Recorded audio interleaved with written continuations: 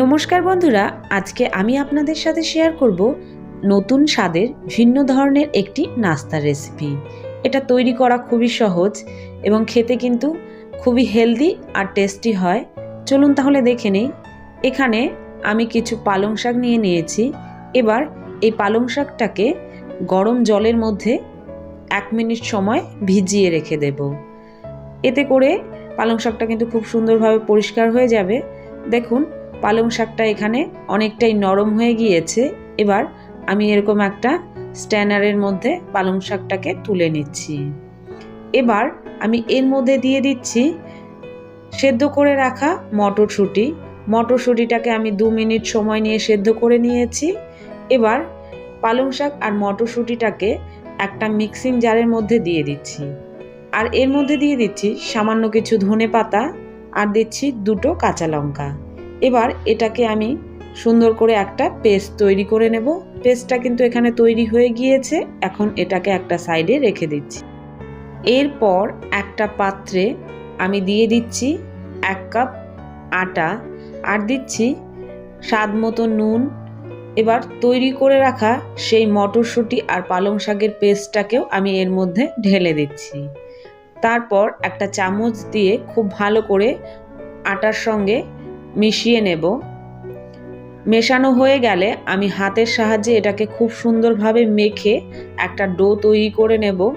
দেখুন, এখানে কিন্তু একটা সুন্দর সফট ডো আমি তৈরি করে নিয়েছি। এবার এটাকে একটা সাইডে রেখে দিচ্ছি।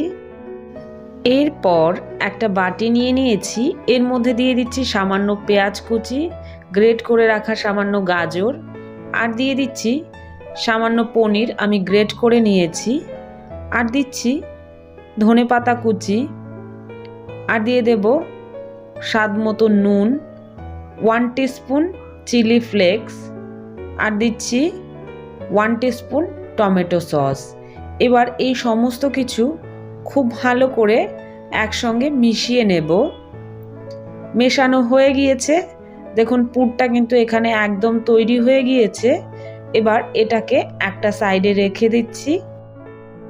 এরপর তৈরি করে রাখা সেই আটার ডোটাকে আমি হাতের সাহায্যে একটু ছড়িয়ে নিচ্ছি। ছড়িয়ে বেলে নেব। বেলে একটা রুটির মতো আমি কিন্তু তৈরি করে নিচ্ছি। রুটিটাকে খুব একটা পাতলা করে বেলবো না, একটু মোটা করেই বেলে নিচ্ছি। দেখুন, এখানে বেলা হয়ে গিয়েছে। এখন আমি এখানে একটা গ্লাস নিয়ে নিয়েছি। গ্লাসের সাহায্যে আমি রুটিটার থেকে ছোট ছোট করে গোল করে কেটে নিচ্ছি। সবগুলো একই রকমভাবে এখানে কেটে নিয়েছি। এখন বাকি অংশটাও কিন্তু একই রকমভাবে তৈরি করে নেব। এরপর তৈরি করে রাখা পুরটার থেকে 1 চামচ করে পুর নিয়ে আমি সবগুলো রুটির ওপর কিন্তু দিয়ে দিচ্ছি। দেওয়ার পর এর ওপরে আর একটা ছোট রুটি দিয়ে পুরটাকে ঢাকা দিয়ে দিচ্ছি। ঢাকা দেওয়া হয়ে গিয়েছে। এখন হাতের সাহায্যে সবগুলোর চারিদিক কিন্তু একটু চেপে দিচ্ছি। এখন এখানে একটা ছোট কৌটো ঢাকা নিয়ে নিয়েছি।